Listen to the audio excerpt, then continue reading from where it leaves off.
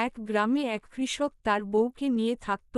সে প্রতিদিনের মতো কাজে যাওয়ার পর তাদের বাড়ি এক ভিক্ষুক এসে বলল, আমাকে একটা টাকা ভিক্ষা দে।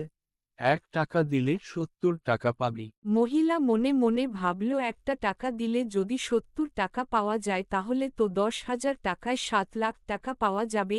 এটা ভেবে সে তাদের জমানো 10,000 টাকা ভিক্ষুককে দিয়ে দিল। রাতে কৃষক বাড়িতে আসলে মহিলার স্বামীকে বলল, জানো আজকে বাড়িতে একজন মানুষ এসেছিল। সে এসে বলল তাকে 1 টাকা দিলে নাকি 70 টাকা পাওয়া যাবে। তাই তাকে আমি ঘরে জমানো 70,000 টাকা দিয়ে দিয়েছি যাতে 7 লাখ টাকা পাই। শুনে স্বামী সাংঘাতিক রেগে গেল।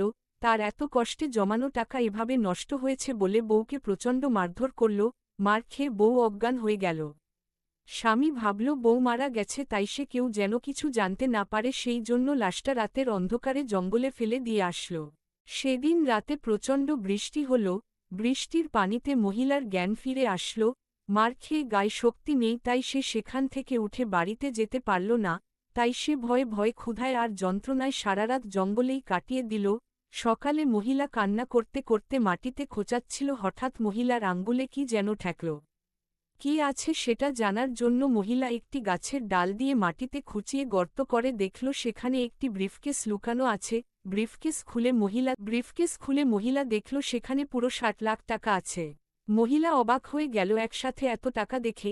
তবে একা বাড়িতে যাওয়ার মতো শক্তি না থাকায় সে বাড়িতে যেতে পারল না। মহিলার স্বামী সারারাত পায়চারি করে কাটাল।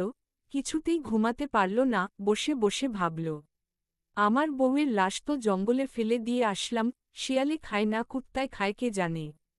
তাই সে সকাল হলেই লাশের কি অবস্থা দেখতে জঙ্গলে গেল। জঙ্গলে গিয়ে বউকে জীবিত দেখে কৃষক সাংঘাতিক অবাক হল। তার চেয়ে বেশি অবাক হল একসাথে এতগুলো টাকা দেখে। সে কোন মতে বউকে ধরে বাড়িতে নিয়ে আসল।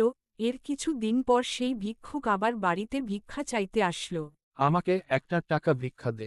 1 টাকা দিলে 70 টাকা পাবি। বাবা, 1 টাকা দিলে 70 টাকা পাওয়া যায় ঠিকই, কিন্তু পিঠের ছাল থাকে না।